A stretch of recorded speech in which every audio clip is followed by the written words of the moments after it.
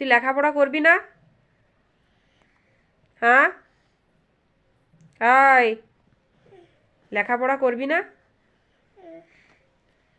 তো করবি তো কর। করবি না কেন?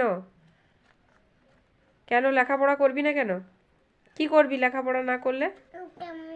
কি করবে? চড়াবে? ও, তাহলে তোমার পাপাকে বলবে বাবু, বলে দিবে। হ্যাঁ,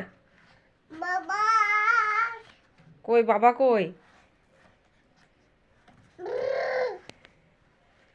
তোমাকে লেখাপড়া করতে হবে না, তুমি ছাগল আর গরু চড়াবে।